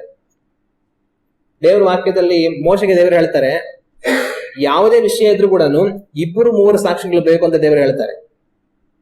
ಮತ್ತೆ ಅದೇ ರೀತಿ ನಾವು ದೇವ್ರ ವಾಕ್ಯದಲ್ಲಿ ನೋಡುವಾಗ ಮೋಶೆ ದೇವರನ್ನ ಪರೀಕ್ಷೆ ಮಾಡ್ತಾನೆ. ದೇವರೇ ಪ್ರತ್ಯಕ್ಷವಾಗಿ ಪ್ರಕಟವಾಗಿ ನೀನು ಹೋಗು ಐಗುಪ್ತ ದೇಶಕ್ಕೆ, ಇಸ್ರಾಯೇಲ್ ಜನಗಳನ್ನ ಬಿಡಿಸ್ಕೊಂಡ್ ಬಾ ಅಂತಂದ್ರೆ ಮೋಶೆಗೆ ಏನ್ ಮಾಡ್ತಾರೆ? ವಿಶ್ವಾಸ ಬರೋದಿಲ್ಲ ಹೋಗೋದಕ್ಕೆ. ಆಗ ದೇವ್ರೇನ್ ಮಾಡ್ತಾರೆ? ಮೋಶೆಗೆ 3 ಕಾರ್ಯ ಹೇಳ್ತಾರೆ. ನಾನೇ ನಿನ್ನನ್ನು ಕಳಿಸಿದ್ದೀನಿ ಅಂತ ಗುರುತು, ನಿನ್ನ ಕೋಲ್ನ ಬಿಸಾಕು ಅಂತ ಹೇಳ್ತಾರೆ. ಮೋಶೆ ಕೋಲ್ ಬಿಸಾಕ್ತಾರೆ, ಅದು ಹಾವಾಗ್ಬಿಡುತ್ತೆ. ಹಾವಾಗಿದ ತಕ್ಷಣ ಮೋಶೆ ಹೊಡಬಿಡ್ತಾನೆ, ಅಯ್ಯೋ ಹಾವು ಕಚ್ಬಿಟ್ರೆ ಏನ್ ಮಾಡೋದಂತ. ಆಮೇಲೆ ದೇವ್ರು ಹೇಳ್ತಾರೆ ಅದ್ರ ಬಾಲ ಹಿಡ್ಕೊಂತ, ಅದು ಬಾಲ ಹಿಡ್ಕೊಂಡ್ರೆ ಮತ್ತೆ ಅದು ಕೋನ್ ಆಗುತ್ತೆ. ಆಗ ಮೊದಲು ದೇವ್ರು ಹೇಳ್ತಾರೆ, ನಾನೇ ನಿನ್ನನ್ನು ಕಳಿಸಿದೆ ಅನ್ನೋ ಗುರುತು ಈ ಕೋಲು. ನೀನು ಆ ಜನಗಳ ಮುಂದೆ ಈ ಕೋಲ್ ಹಾಕುವಾಗ ಅದು ಹಾವಾಗುತ್ತೆ, ಮತ್ತೆ ಹಿಡಿಯುವಾಗ ಅದು ಕೋಲಾಗುತ್ತೆ. ಅದು ಮೊದಲನೇ ಗುರುತು, ನಾನು ನಿನ್ನ ಕಳಿಸಿದ್ದೀನಿ ಅನ್ನೋದು. ಒಂದು ವೇಳೆ ಇದು ನಂಬಿಲ್ಲ ಅವರು, ಏನೋ ಕೋಲ್ ಬಿಸಾಕ್ಬಿಟ್ಟಪ್ಪ, ಏನೋ ಆಗೋಯ್ತು, ತಿರ್ಗಾ ಅದು ಕೋಲ್ ಆಗೋಯ್ತು, ಅಷ್ಟು ಮಾತ್ರಕ್ಕೆ ನೀನೇ ದೇವ್ರು ಕಳ್ಸು ಅಂತ ಹೇಳಕ್ಕಾಗತ್ತಾ ಅಂತ ಅನ್ಬಿಟ್ರು ಅಂತ ಅನ್ಕೊಳ್ಳೋಣ. ಆಗ ನೀನೇನ್ ಮಾಡು, ನಿನ್ ಕೈಯನ್ನ ನಿನ್ನ ಬಟ್ಟೆ ಒಳಗಡೆ ಇಡು, ನಿನ್ ಜೋಬ್ ಒಳಗಡೆ ಇಡು ಅಂತ ದೇವ್ರು ಇಡ್ತಾನೆ. ಮತ್ತೆ ತೆಗೆದ್ರೆ ಕೈಯೆಲ್ಲ ಬೆಳಗಾಗ್ಬಿಟ್ಟಿರುತ್ತೆ, ಪೂರ್ತಿ ತೊಂದು ಬಂದವ್ರ ತರ ಆಗ್ಬಿಟ್ಟಿರೋದು. ಮೋಶೆಗೆ ಭಯ ಆಗ್ಬಿಡುತ್ತೆ, ಅಯ್ಯೋ ನನ್ನ ಕೈ ಹಿಂಗಾಗ್ಬಿಡುತ್ತೆ, ಬೆಳಗಾಗ್ಬಿಡ್ತಲ್ಲ ಎಲ್ಲ ಅಂತ ದೇವ್ರು ಹೇಳ್ತಾರೆ, ಮತ್ತೆ ಅದನ್ನ ನಿನ್ನ ಜೋಬಲ್ಲಿ ಇಡು ಅಂತ. ಮೋಶೆ ಏನ್ ಮಾಡ್ತಾನೆ? ಮತ್ತೆ ಇಡ್ತಾನೆ. ಇಟ್ಬಿಟ್ಟು ತೆಗೆದ್ರೆ ಅದು ಮತ್ತೆ ಮೊದಲ ತರ ಆಗ್ಬಿಟ್ರು. ಆಗ ದೇವ್ರು ಹೇಳ್ತಾರೆ, ಒಂದು ವೇಳೆ ನೀನ್ ಮೊದಲನೇ ಅದ್ಭುತವನ್ನ ಮಾಡಿದ್ದನ್ನ ನೋಡಿ ಅವ್ರು ನಂಬದೇ ಹೋದ್ರು ಸಹ ಇದು ಅವ್ರಿಗೆ ಎರಡನೇ ಗುರುತಾಗಿರುತ್ತೆ. ಇದನ್ನ ನೋಡುವಾಗ ಅವ್ರು ನಂಬ್ತಾರೆ ಅಂತ ದೇವ್ರು ಹೇಳ್ತಾರೆ. ಆಮೇಲೆ ಮತ್ತೆ ಮೂರನೇದು ದೇವ್ರು ಹೇಳ್ತಾರೆ, ಒಂದು ವೇಳೆ ಇದನ್ನೂ ಅವ್ರು ನಂಬಿಲ್ಲ ಅಂದ್ರೂ ಕೂಡ ಮೂರನೇದಾಗಿ ನಿನ್ ನೈಲ್ ನದಿಗೆ ನೀನ್ ಹೋಗ್ಬಿಟ್ಟು ಆ ನದಿಯ ನೀರನ್ನ ಕೈಯಲ್ಲಿ ತಗೊಂಡು ಭೂಮಿ ಮೇಲೆ ಹಾಕು, ನಿನ್ ಭೂಮಿ ಮೇಲೆ ಹಾಕೋದ ನೀರು ರಕ್ತ ಆಗುತ್ತೆ. ಅದು ರಕ್ತ ಆದಾಗ ಅದರಲ್ಲಿ ಗೊತ್ತಾಗುತ್ತೆ ನಾನೇ ನಿನ್ನ ಕಳಿಸಿದೆ ಅಂತ ಹೇಳಿ. ಆಗ ದೇವ್ರ ಮೋಶೆಗೆ ಏನ್ ಮಾಡ್ತಾರೆ, ತಾನೇ ತನ್ನನ್ನು ಕಳಿಸಿದೆ ಅಂತ ಇಸ್ರಾಯೇಲ್ ಜನರಲ್ಲಿ ಗೊತ್ತಾಗ್ಬೇಕು ಅನ್ನೋದಕ್ಕೋಸ್ಕರ 3 ಗುರುತು ಕೊಡ್ತಾರೆ. ಒಂದು ಕೋಲ್ ಗುರುತು ಕೊಡ್ತಾರೆ, ತನ್ನ ಕೈ ಗುರುತು ಕೊಡ್ತಾರೆ, ಆ ನೈಲ್ ನದಿಯ ನೀರಿನ ಗುರುತನ ಕೊಡ್ತಾರೆ. ಮತ್ತೆ ಗಿದ್ಯೋನ್ ಜೀವಿತದಲ್ಲಿ ಯುದ್ಧ ಮಾಡೋದಕ್ಕೆ ಗಿದ್ಯೋನ್ ಹೋಗ್ತಾನೆ. ಆ ಗಿದ್ಯೋನ್ ಯುದ್ಧ ಮಾಡೋದಕ್ಕೆ ಹೋಗಂತ ಸಮಯದಲ್ಲೂ ಕೂಡ 3 ಗುರುತನ್ನ ದೇವ್ರು ಕೊಡ್ತಾರೆ. 2 ಗುರುತು ಗಿದ್ಯೋನೇ ಪರೀಕ್ಷೆ ಮಾಡಿದಾನೆ. ದೇವರೇ, ಈ ಜನಗಳ ಮೇಲೆ ಯುದ್ಧ ಮಾಡಕ್ ನಾವು ಬಂದಿದ್ದೀವಿ, ನಮಗೆ ನೀನು ಗೆಲುವು ಕೊಡ್ತೀಯ ಗೆಲುವು ಕೊಡೋದಿಲ್ವಾ ತೋರಿಸ್ಕೊಡು ಅಂತ ಹೇಳಿ ಆ ಕುರಿ ಉಣ್ಣೆ ಇರುತ್ತೆ, ಆ ಕುರಿ ಉಣ್ಣೆ ಕೂಡ್ಲೆಲ್ಲ ಸೇರಿಸಿರೋಂಥದ್ದು ತಗೊಂಡೋಗ್ಬಿಟ್ಟು ಬೈಲಲ್ಲಿ ಇಟ್ಬಿಟ್ಟು, ಸ್ವಾಮಿ ನಾನು ಮಲ್ಕೊಂಡು ಬೆಳಿಗ್ಗೆ ಎದ್ದೋಳಷ್ಟರಲ್ಲಿ ಒಂದು ವೇಳೆ ನೀನು ಅವ್ರ ಮೇಲೆ ನಮ್ಗೆ ಜಯ ಕೊಡ್ತೀಯ ಅನ್ನೋದೇ ನಿಜ ಆಗಿದ್ರೆ ಇದ್ರ ಮೇಲೆ ಮಾತ್ರ ಮಂಜಿರ್ಬೇಕು, ಸುತ್ತಮುತ್ತ ಎಲ್ಲೂ ಮಂಜು ಬೀಳಬಾರ್ದು ಅಂತ ಹೇಳ್ತಾನೆ. ಬೆಳಿಗ್ಗೆ ತಗೊಂಡೋಗ್ಬಿಟ್ಟು ಅನ್ನ ಎತ್ಕೊಂಡ್ರೆ ಹಿಂಡಿದ್ರೆ ಅದ್ರಲ್ಲಿ ಒಂದಷ್ಟು ನೀರು ಬರುತ್ತೆ, ಅಲ್ಲಿ ಸುತ್ತಮುತ್ತ ಎಲ್ಲೂ ಕೂಡ ಮಂಜು ಬಿದ್ದಿರೋದಿಲ್ಲ. ಮತ್ತೆ ಇನ್ನೊಂದ್ಸಲ ಪರೀಕ್ಷೆ ಮಾಡ್ತಾನೆ, ದೇವರೇ ಕೋಪ ಮಾಡ್ಕೊಬಾರ್ದು, ನಾನು ಇನ್ನೊಂದ್ಸಲ ಪರೀಕ್ಷೆ ಮಾಡ್ತೇನೆ, ನಾಳೆಗೆ ಇದು ಸುತ್ತಲೂ ಮಂಜು ಬಿದ್ದಿರ್ಬೇಕು, ಇದ್ರ ಮೇಲೆ ಮಂಜು ಬಿದ್ದಿರಬಾರ್ದು ಅಂತ ಪರೀಕ್ಷೆ ಮಾಡ್ತಾನೆ. ಅದು ಅದೇ ತರ ಆಗತ್ತೆ. ಆಗ ದೇವ್ರ ಗಿದ್ದೋನಿಗೆ ಏನ್ ಮಾಡ್ತಾರೆ, 2 ಗುರುತನ ಕೊಡ್ತಾರೆ. ಅಲ್ಲಿ ಮಾತ್ರ ನಿಲ್ಸಿದಾರ, ಇನ್ನ ಒಂದು ಗುರುತು ದೇವ್ರು ಕೊಡ್ತಾರೆ. ಅವ್ರು ಯುದ್ಧ ಮಾಡೋದಕ್ಕೆಲ್ಲ ಬಂದ್ಬಿಟ್ಟಿರ್ತಾರೆ, ಇನ್ನ ವಿರೋಧಿಗಳ ಸೈನ್ಯ ದೊಡ್ಡ ಪಾಳೆಯವಾಗಿ ಎಲ್ಲ ಕಡೆ ಇರ್ತಾರೆ, ಅವ್ರ ಮೇಲೆ ಹೋಗಿ ಬಿದ್ದು ಯುದ್ಧ ಮಾಡ್ಬೇಕು. ಆದ್ರೂ ಗಿದ್ದೋನಿಗೆ ಒಳಗಡೆ ಎಲ್ಲೋ ಒಂಥರ ಭಯ, ನಿಜವಾಗ್ಲೂ ದೇವ್ರು ನಮ್ಗೆ ಜಯ ಕೊಡ್ತಾರ ಕೊಡಲ್ವಾ ಅಂತ ಒಂದು ಕಳವಳ. ಆಗ ದೇವ್ರ ಏನ್ ಮಾಡ್ತಾರೆ, ನಿನಗೊಂದ್ ವೇಳೆ ಭಯ ಆಗುತ್ತೆ ಅನ್ನೋಂಗಿದ್ರೆ ನೀನು ಸೈಲೆಂಟ್ ಆಗಿ ಆ ಯುದ್ಧ ಮಾಡೋದಕ್ಕೆಲ್ಲ ಕೂಡಿ ಬಂದಿದ್ದಾರಲ್ಲ, ಎಲ್ಲ ಟೆಂಟ್ಗಳು ಹಾಕೊಂಡಿರ್ತಾರೆ, ಗೂಡಾರ ಹಾಕೊಂಡಿರ್ತಾರೆ, ಆ ಕಡೆಯ ಗೂಡಾರ ಹತ್ರಕ್ಕೆ ಹೋಗು. ಆ ಕಡೆಯ ಗೂಡಾರದ ಹತ್ರ ಹೋಗೋವಾಗ ನಾನು ಅವ್ರಿಗೆ ನಿಮ್ಮ ಜಯ ಕೊಡ್ತೀನಿ, ನಿಮ್ಗೆ ಗೊತ್ತಾಗುತ್ತೆ ಅಂತ ದೇವ್ರು ಹೇಳ್ತಾರೆ. ಗಿದ್ಯೋನ್ ಏನ್ ಮಾಡ್ತಾನೆ, ಅವನ ಜೊತೆ ಒಬ್ಬ ಸಹಾಯಕ ಕರ್ಕೊಂಡು ಹೋಗ್ತಾನೆ. ಅವರ ಗುಂಪಾಗಿ ಅವರೆಲ್ಲ ಯುದ್ಧ ಮಾಡೋದಕ್ಕೆ ಅಂತ ಕೂಡ್ಕೊಂಡಿರ್ತಾರೆ. ಕೊನೆಯ ಗುಡಾರ, ಆ ಕೊನೆಯ ಗುಡಾರ ಹತ್ರಕ್ಕೆ ಹೋಗ್ತಾನೆ, ಹೋಗಿ ಅಲ್ಲಿ ನಿಂತ್ಕೊಂಡಿರ್ತಾನೆ. ನಿಂತ್ಕೊಂಡಿರುವಾಗ ಏನತ್ತೆ, ಆ ಒಂದು ಗೂಡಾರದ ಒಳಗಡೆ ಸೈನಿಕರು ಇರ್ತಾರೆ. ಇವ್ರು ಒಬ್ರಿಗೊಬ್ಬರು ಮಾತಾಡ್ಕೊಂತ ಇರ್ತಾರೆ. ಮಾತಾಡ್ಕೊಂಡು ಏನ್ ಮಾಡ್ತಾ ಇರ್ತಾರೆ, ಒಬ್ಬನು ನಾನೊಂದು ಕನಸು ಕಂಡೆ, ಆ ಕನಸಲ್ಲಿ ಏನಾಯ್ತಂದ್ರೆ ದೊಡ್ಡ ರೊಟ್ಟಿ ಉಳ್ಕೊಂಡೋಯ್ತು ಅಂತ ಹೇಳ್ತಾರೆ. ಇದೇನು ಅಂತ ಅರ್ಥ ಆಗಿಲ್ಲ ನನಗೆ, ದೊಡ್ಡ ರೊಟ್ಟಿ ಉಳ್ಕೊಂಡ್ ಬಿದ ಬರ್ತವೆ ಅಂತ ಹೇಳ್ತಾರೆ.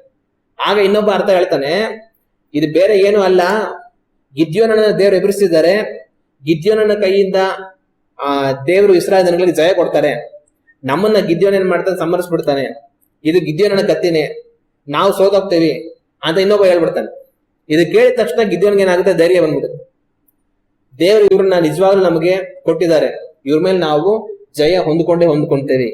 ಅವರೇ ಹೇಳ್ತಾ ಇದ್ದಾರೆ, ಒಂದು ಕನಸು ಕಂಡೆ ದೊಡ್ಡ ರೊಟ್ಟಿ ಉಳ್ಕೊಂಡ್ ಬಂದೋಯ್ತು. ಇನ್ನೊಬ್ಬ ಹೇಳ್ತಾ ಇದ್ದಾನೆ, ಅದು ಗಿದ್ಯೋನನ್ನೇ, ಗಿದ್ಯೋನ ಮುಖಾಂತರ ಅವ್ರಿಗೆ ಜಯ ಸಿಗುತ್ತೆ, ನಾವು ಸೋತೋಗ್ತೀವಿ ಅಂತ ಅವರೇ ಮಾತಾಡ್ತಾ ಇದ್ದಾರೆ ಕುತ್ಕೊಂಡು ಅಂತ ಅವ್ರು ಧೈರ್ಯ ಬಂದ್ಬಿಟ್ಟು ತಾನೇನ್ ಮಾಡ್ತಾನೆ, ಮತ್ತೆ ಹೋಗಿ ತನ್ನ ಜನಗಳಿಗೆ ಹೇಳ್ಬಿಟ್ಟು ಅವ್ರ ಮೇಲೆ ಯುದ್ಧ ಘೋಷಣೆ ಮಾಡ್ತಾನೆ. ಆ ಯುದ್ಧದಲ್ಲಿ ಗಿದ್ಯೋನ್ ತನ್ನ ಜನಗಳು ಜಯವನ್ನು ಗಳಿಸ್ತಾರೆ. ಆಗ ಗಿದ್ಯೋನ ವಿಷಯದಲ್ಲಿ ದೇವರು 3 ಗುರುತು ಕೊಡ್ತಾರೆ. ದೇವರ ಚಿತ್ತ ಏನು ಅನ್ನೋದನ್ನ ತಿಳ್ಕೊಳ್ಳೋದಕ್ಕೆ ಒಂದಲ್ಲ ಎರಡಲ್ಲ 3 ಗುರುತು ದೇವ್ರು ಕೊಡ್ತಾರೆ. ಆಗ ಆ ರೀತಿ ಒಂದು ವೇಳೆ ಯಾವುದೋ ಒಂದು ವಿಷಯ ದೇವರ ಚಿತ್ತವೇ ಆಗಿದ್ರೆ ದೇವ್ರೇನ್ ಮಾಡ್ತಾರೆ, ಹಿಂದಿಂದೆ ಅದನ್ನ ದೃಢಪಡಿಸ್ತಾರೆ. ಇದು ನನ್ನ ಚಿತ್ತನೇ ಆಗಿದೆ, ಇದು ನಾ ಪ್ರಕಟಿಸಿರುವಂತ ಕಾರ್ಯ, ನಿಮ್ ಮುಂದೆ ಹೋಗಿ ಅಂತ ದೇವ್ರೇನ್ ಮಾಡ್ತಾರೆ, ಹಿಂದಿಂದೆ ಅದನ್ನ ನಮಗೆ ದೃಢಪಡಿಸ್ತಾರೆ. ಆದ್ರೆ ದೇವರಿಂದ ಬಂದಿಲ್ಲ ಅಂತಂತಂದ್ರೆ ಆ ರೀತಿ ದೃಢ ಆಗೋದಿಲ್ಲ. ನಾವು ಸುಮ್ನೆ ಯಾರೋ ಒಬ್ರು ಏನೋ ಒಂದ್ ಹೇಳಿದ್ರು ಅಂತೇಳಿ ಅದು ಕೇಳಿದ ತಕ್ಷಣ ಓಡೋಗಿ ಹಂಗೆ ಮಾಡ್ಬೇಕು ಅಂತಲ್ಲ. ದೇವ್ರ ಹತ್ರ ನಾವು ಕಾದಿದ್ದು ಪ್ರಾರ್ಥನೆ ಮಾಡ್ಬೇಕು. ಒಂದು ವೇಳೆ ಅದು ದೇವ್ರ ಚಿತ್ತವೇ ಆಗಿದ್ರೆ ದೇವರೇ ನಮ್ಮನ್ನು ಬಿಡೋದಿಲ್ಲ. ಮೋಶೆ ಹೋಗಿ ಐಗುಪ್ತ ದೇಶದಲ್ಲಿರುವಂತ ಈ ಜನಗಳನ್ನ ಬಿಡಿಸ್ಕೊಂಡ್ ಬರ್ಬೇಕನ್ನೋದು ದೇವ್ರ ಚಿತ್ತ ಇತ್ತು. ಮೋಶೆ ಹೋಗೋದಕ್ಕೆ ಸಿದ್ಧ ಇಲ್ಲ. ದೇವ್ರ ಮೋಶನ್ ಬಿಟ್ರ, ಮೋಶನ್ ಬಿಡ್ಲೇ ಇಲ್ಲ. ಮಾತಾಡಿ ಕೊನೆಗೆ ಜಗಳನೇ ಮಾಡ್ಬಿಟ್ರು. ದೇವ್ರ ಮೋಶೆ ಮೇಲೆ ಜಗಳನೇ ಮಾಡ್ಬಿಟ್ಟು ಹೋಗಿ ಕರ್ಕೊಂಡ್ ಹೋಗಂತ ಕಳಿಸ್ಬಿಟ್ರು. ಆತರ ಒಂದ್ ವೇಳೆ ಯಾವುದೋ ಒಂದು ವಿಷಯದಲ್ಲಿ ದೇವ್ರ ಚಿತ್ತ ಆಗಿದ್ರೆ ದೇವ್ರೇನ್ ಮಾಡ್ತಾರೆ, ನಾವು ಸುಮ್ಮನೆ ದೇವ್ರು ಸುಮ್ಮನೆ ಇರೋದಿಲ್ಲ, ನಾವು ಹೋಗಿ ಅದನ್ನ ಮಾಡೋವರೆಗೂ ದೇವ್ರು ಸುಮ್ಮನೆ ಇರೋದಿಲ್ಲ. ನಮ್ಮ ಪರಿಸ್ಥಿತಿನೆಲ್ಲ ಕೊನೆ ನಾವು ಅದನ್ನ ಮಾಡ್ಲೇಬೇಕು, ಬೇರೆ ದಾರಿ ಇಲ್ಲ. ಆತರ ದೇವ್ರೇನ್ ಮಾಡ್ತಾರೆ, ಕರ್ಕೊಂಡ್ ಬಂದ್ಬಿಡ್ತಾರೆ. ಅದರಿಂದ ನಾವು ದೇವ್ರ ಚಿತ್ತ ಆಗಿದ್ರೆ ಒಂದು ವೇಳೆ ಯಾವುದೋ ಒಂದು ಕಾರ್ಯ, ಅದಕ್ಕೋಸ್ಕರ ಕಾದಿದ್ದು ಪ್ರಾರ್ಥನೆ ಮಾಡ್ಬೇಕು. ದೇವ್ರು 1 ಬಾರಿ ಅಲ್ಲ, 2 ಬಾರಿ ಅಲ್ಲ, 3 ಬಾರಿ ಎಷ್ಟು ಸಾರಿ ಬೇಕಾದ್ರೆ ಅದನ್ನ ದೃಢಪಡಿಸ್ತಾರೆ. ಇದು ದೇವರಿಂದಲೇ ಆಗ್ತಾ ಇರೋ ಕಾರ್ಯ ಅನ್ನೋದು ನಮ್ಗೆ ಸ್ಪಷ್ಟವಾಗಿ ಅರ್ಥ ಆಗುವಾಗ ನಾವು ಆ ಕಾರ್ಯದಲ್ಲಿ ಮುಂದೆ ಹೋಗ್ಬೋದು. ಆದ್ರೆ ಒಂದ್ ವೇಳೆ ದೇವರಿಂದ ಬಂದಿಲ್ಲ ಅಂತಂತಂದ್ರೆ ಅದರಿಂದ ನಾವು ಭವಿಷ್ಯದಲ್ಲಿ ಕಷ್ಟಗಳನ್ನ ಎದುರಿಸಬೇಕಾಗುತ್ತೆ. ಯಾವುದೋ ಒಂದು ಪ್ರಕಟಣೆ ದೇವರಿಂದ ಬಂತು ಅಂತಂದ್ರೆ ಅದು ದೇವರ ವಾಕ್ಯದ ಅನುಸಾರವಾಗಿರುತ್ತೆ, ದೇವರ ವಾಕ್ಯಕ್ಕೆ ವಿರುದ್ಧವಾಗಿ ಇರೋದಿಲ್ಲ. ಅನೇಕರು ಏನೋ ಪ್ರವಾದಗಳು ಹೇಳ್ತಾರೆ, ಅದೆಲ್ಲ ಹೆಂಗಿರುತ್ತೆ ಅಂದ್ರೆ ದೇವರ ವಾಕ್ಯಕ್ಕೆ ವಿರುದ್ಧವಾಗಿರುತ್ತೆ. ಅಂತ ಕಾರ್ಯಗಳನ್ನ ದೇವರು ಯಾವತ್ತೂ ಕೂಡ ಮಾಡೋದಿಲ್ಲ. ಏನೇ ಕಾರ್ಯ ಪ್ರಕಟ ಆದ್ರೂ ಕೂಡ ಅದು ದೇವರ ವಾಕ್ಯದ ಅನುಸಾರವಾಗಿರುತ್ತೆ. ಅದರಿಂದ ನಾವು ತಿಳ್ಕೊಳ್ಬಹುದು ದೇವರಿಂದನೇ ಪ್ರಕಟ ಆಗಿದೆ ಅಂತ ಹೇಳಿ. ಇನ್ನೊಂದೇನಂತಂದ್ರೆ, ಒಂದು ವೇಳೆ ದೇವರೇ ಏನೋ ಒಂದು ಕಾರ್ಯ ಪ್ರಕಟಿಸಿ ನಮ್ಮನ್ನ ಅದು ನಡೆಸ್ಬೇಕಂತ ಇದಾರೆ ಅಂತಂದ್ರೆ ಅದಕ್ಕೆ ಬೇಕಾಗಿರುವಂತ ಕಾರ್ಯಗಳನ್ನ ದೇವರೇ ನಮ್ಮ ಮುಂದಾಗಿ ಹೋಗಿ ಮಾಡ್ತಾರೆ.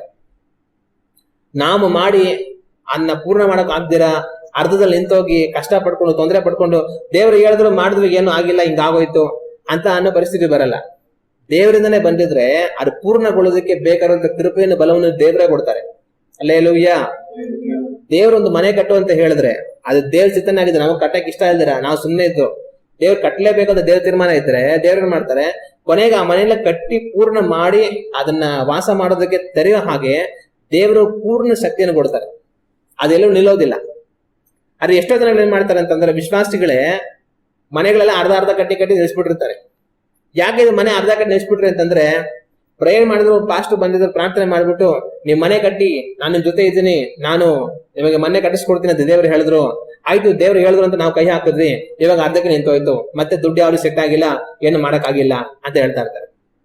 ಆಗ ಅವ್ರಿಗೆ ಹೇಳಿದವ್ರು ಯಾರು? ದೇವ್ರು ಹೇಳಿದ್ರ? ದೇವ್ರು ಹೇಳಿದ್ರೆ ಅದು ಖಂಡಿತ ಪೂರ್ತಿ ಆಗಿರೋದು. ಆದ್ರೆ ಅದು ಪೂರ್ತಿ ಆಗಿದ್ರೆ ಮಧ್ಯ ನಿಂತೋಯ್ತು ಅಂತಂದ್ರೆ ಅದು ದೇವ್ರು ಹೇಳಿಲ್ಲ. ಆದ್ರೆ ಇವ್ರಿಗೆ ಯಾರೋ ಬಂದು ಹೇಳಿರ್ತಾರಲ್ಲ ಅವ್ರು ಯಾವ ತರ ಹೇಳಿದ್ರು ಅದು ಅವ್ರಿಗೆ ಗೊತ್ತಿರೋದು. ಆದ್ರೆ ದೇವರಿಂದ ಬಂದಿದ್ರೆ ಅದು ಖಂಡಿತವಾಗ್ಲೂ ಪೂರ್ತಿ ಆಗಿ ಇದ್ದಿರೋದು.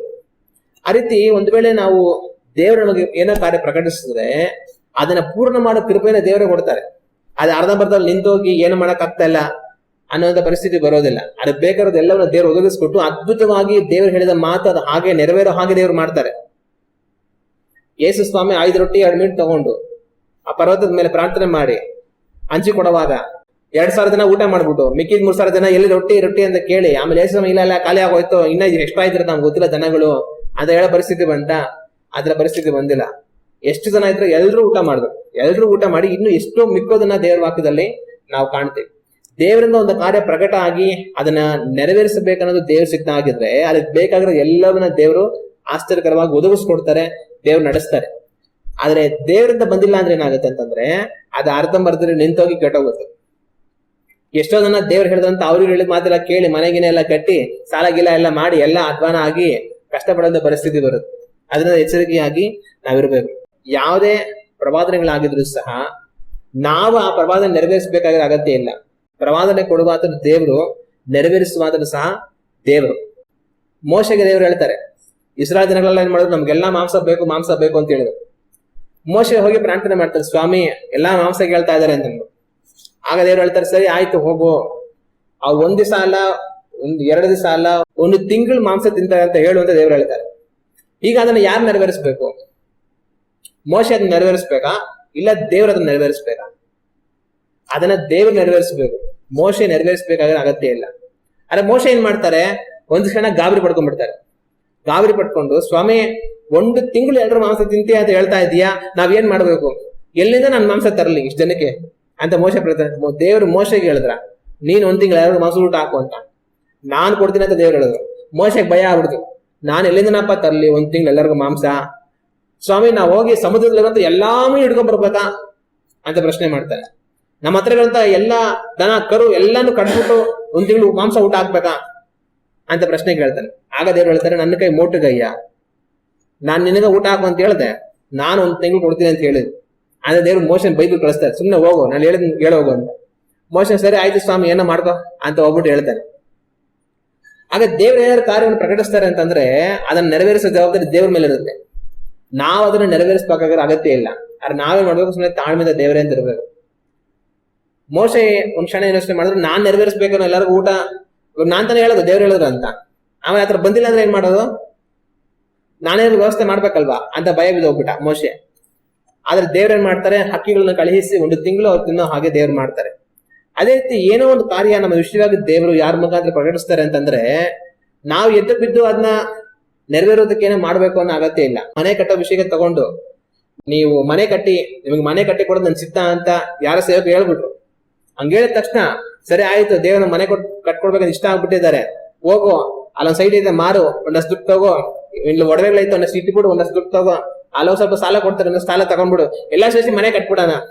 ಯಾಕೆ ಮನೆ ಕಟ್ತಾ ಇದ್ದೀರಾ ಅಂತ ಕೇಳಿದ್ರೆ ದೇವ್ರು ಹೇಳಿದ್ರು, ನಮ್ಮ ಮನೆಗೆ ಒಂದು ಪಾಸ್ಟರ್ ಬಂದಿದ್ರು, ದೇವ್ರಿಗೆ ಮನೆ ಕೊಡ್ತಾರೆ ಅಂತ ಹೇಳಿದ್ರು, ಕಟ್ರಿ ಮನೆ, ದೇವ್ರ ಇದಾರೆ ಜೊತೆಲೆ ಅಂತ ಹೇಳಿದ್ರು, ಅದಕ್ಕೆ ಮನೆ ಕಟ್ತಾ ಇದೀವಿ ಅಂತ ಹೇಳಿದ್ರು. ದೇವ್ರ ಮನೆ ಕಟ್ಟಿ ಅಂತ ಹೇಳಿದಾರೆ ಅಂತಂದ್ರೆ ಅದು ಕಟ್ಟಕ್ ಬೇಕಾದ್ರೆ ದಾರಿನ ದೇವ್ರು ತೋರಿಸ್ತಾರೆ. ನಾವ್ ಅಲ್ಲೋಗಿ ಎಲ್ಲ ಸಾಲ ತಗೊಂಬಂದು ಇಲ್ಲೋಗಿರೋದನ್ನೆಲ್ಲ ಮಾರಿ ಎಲ್ಲಾ ದುಡ್ಡು ಸೇರಿ ಕಟ್ಬೇಕನ್ನೋ ಅಗತ್ಯ ಇಲ್ಲ. ನಾವು ಸುಮ್ನೆ ದೇವ್ರೆ ನೀನ್ ನನಗೆ ಮನೆ ಕಟ್ಕೊಡ್ಬೇಕಂತ ಚಿತ್ತ ಇದೆಯಾ, ಸರಿ ನೀನ್ ಸಿದ್ಧ ಆಗಿದೆ ಹಂಗಾಗ್ಲಿ ಅಂದ್ರೆ ಸುಮ್ನೆ ಇರ್ಬೇಕು. ನಾವ್ ಮನೆ ಕಟ್ಟಲೇ ಬೇಕು ಅನ್ನೋ ಅನಿವಾರ್ಯಕ್ಕೆ ದೇವ್ರೆ ತಗೊಂಡ್ಬರ್ತಾರೆ. ಅದಕ್ಕೆ ಬೇಕಾಗಿರೋ ಅಗತ್ಯಗಳನ್ನೆಲ್ಲ ದೇವ್ರು ಒದಗಿಸ್ಕೊಡ್ತಾರೆ. ನಾವು ಸುಮ್ನೆ ಇದ್ರು ಕೂಡ ನಮ್ಮನ್ನ ಮನೆ ಕಟ್ಟಬೇಕಾದ ಪರಿಸ್ಥಿತಿ ಬಂದೇ ಬರುತ್ತೆ. ಆ ರೀತಿ ದೇವ್ರು ಕ್ರಿಯೆ ಮಾಡಿ ನಮ್ಮನ್ನ ಮನೆ ಕಟ್ಟಿಸೋ ಹಾಗೆ ದೇವ್ರು ಮಾಡ್ತಾರೆ. ಅರೆ ಯಾರೋ ಏನೋ ಹೇಳಿದ್ರು ಅಂತ ಹೇಳ್ಬಿಟ್ಟು ನಾವು ಓಡಾಗಿ ಎಲ್ಲಾ ಕಡೆ ಸಾಲ ಮಾಡಿ ಮನೆ ಕಟ್ಬಿಟ್ಟು ಎಲ್ಲ ಓಪನ್ ಮಾಡ್ಬಿಟ್ಟು ಸಾಲಗಾರರಾಗ್ಬಿಟ್ಟು ದೇವ್ರು ಹೇಳಿದ್ವಿ ಮನೆ ಕಟ್ಸ್ಕೊಡ್ತೀವಿ ಅಂತ, ದೇವ್ರೆ ಕಟ್ಸ್ಕೊಟ್ಟಿದ್ದಾರೆ ಅಂತ ಹೇಳಿ 2 ದಿವಸ ಆದ್ಮೇಲೆ ಮಾರ್ಬಿಟ್ಟಿರ್ತಾರೆ. ಯಾಕೆ? ಸಾಲ ತೀರ್ಸಕ್ ಆಗ್ಲಿಲ್ಲ.